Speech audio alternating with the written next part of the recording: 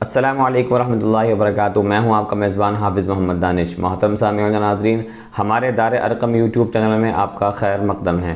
جو سوالات موصول ہوئے ہیں ان کے جوابات کے لیے ہمارے ساتھ موجود ہیں بٹلہ ہاؤس سے شاہ مسجد کے امام و خطیب مفتی احمد بن محمد رشید خان صاحب۔ جی مفتی صاحب، حافظ عقیل کلکتہ سے معلوم کرتے ہیں، ہمارے یہاں بہت سی مرتبہ لوگ میت کو تابوت میں رکھ کر دفن کرتے ہیں، تو ایسا کرنا کیسا ہے؟ بسم اللہ الرحمن الرحیم، حامدا و مصلیا و مسلما، اما بعد۔ مسلمانوں کے لیے میت کو دفن کرنے کا مسنون طریقہ یہ ہے کہ کفن دے کر قبر میں زمین پر مٹی پر لٹا دیا جائے، اس کے بعد تختے رکھ کر اوپر سے مٹی ڈال دی جائے۔ صندوق میں دفن کرنا اور تابوت میں رکھ کر دفن کرنا یہ نصارہ کا شعار ہے، لیکن اگر کبھی کوئی مجبوری ہو کہ زمین اتنی نرم ہو کہ اس میں میت کو دفن کرنے میں پریشانی ہو رہی ہو، بار بار مٹی قبر کے اندر گر جاتی ہو، تو پھر بدرجہ مجبوری صندوق میں اور تابوت میں رکھ کر بھی میت کو دفن کیا جا سکتا ہے۔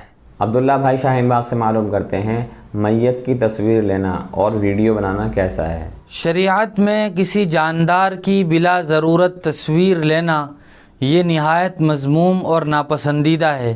جناب نبی کریم صلی اللہ علیہ وسلم نے اس عمل پر بہت ہی سخت وعید بیان فرمائی ہے، اور میت کی تصویر لینا اور یادگار کے طور پر اسے محفوظ رکھنا یہ تو بدرجہ اولیٰ ناجائز اور حرام ہے، لہٰذا اس حرکت سے اجتناب اور پرہیز کرنا ضروری ہے۔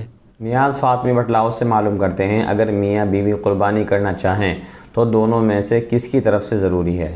میاں بیوی اگر دونوں صاحب نصاب ہیں تو دونوں پر قربانی واجب ہوگی، اور اگر دونوں میں سے کوئی ایک صاحب نصاب ہے تو اسی پر قربانی واجب ہوگی۔ لیکن اگر دونوں صاحب نصاب ہیں اور ان میں سے ایک اپنی طرف سے بھی قربانی کر رہا ہے اور اپنے ہی پیسوں سے وہ دوسرے کی طرف سے بھی قربانی کرنا چاہتا ہے، مثال کے طور پر شوہر اپنی بھی قربانی کر رہا ہے اور اپنے ہی پیسوں سے اپنی بیوی کی طرف سے بھی قربانی کرنا چاہے تو یہ قربانی کر سکتا ہے، اور بیوی کی طرف سے بھی قربانی ادا ہو جائے گی۔ توصیف عالم منگلور کرناٹک سے لکھتے ہیں، اگر وطر میں دعائے قنوت کی جگہ کوئی اور دعا پڑھ لی تو کیا نماز درست ہو جائے گی یا نہیں؟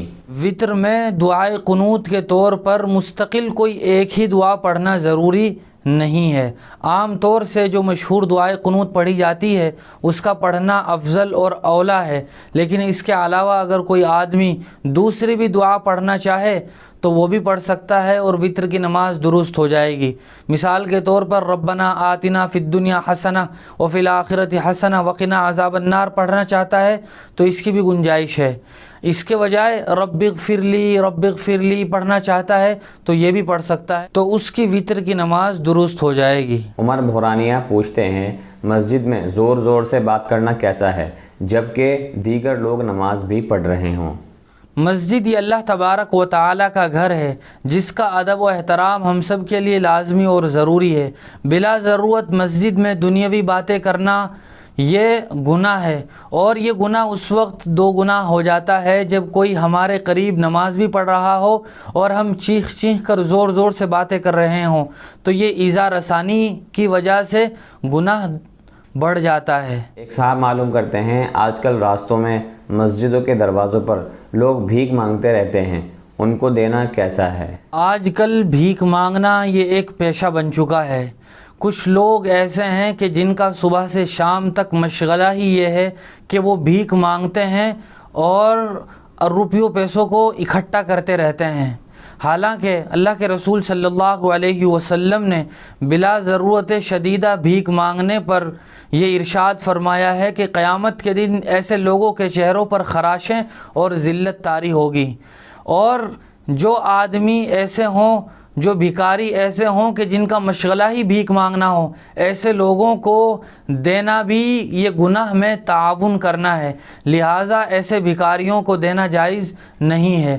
ہاں، اگر کوئی آدمی سخت ضرورت مند ہو اور وہ ضرورت کے وقت سوال کرے تو اس کے لیے بقدر ضرورت سوال کرنے کی گنجائش ہے۔ ایک خاتون کا سوال ہے، اگر کوئی خاتون حاملہ ہو اور اس کا انتقال ہو جائے تو کیا بچے کو نکال سکتے ہیں یا نہیں؟ جی ہاں، اگر کسی حاملہ عورت کا انتقال ہو جائے اور اس کے پیٹ میں بچہ ہو جس کے بارے میں یہ یقین ہو کہ وہ بچہ زندہ ہے، وہ اندر حرکت اور اضطراب کر رہا ہے، تو بائیں جانب سے عورت کے پیٹ کو چاک کر کے بچے کو نکالا جائے گا۔ لیکن اگر کوئی یقین نہیں ہے اور نہ بچہ حرکت کر رہا ہے تو پھر پیٹ کو چاک کر کے بچہ نہیں نکالا جائے گا، بلکہ اسی طرح عورت کو دفن کر دیا جائے گا۔ جی بہت بہت شکریہ مفتی صاحب آپ کا۔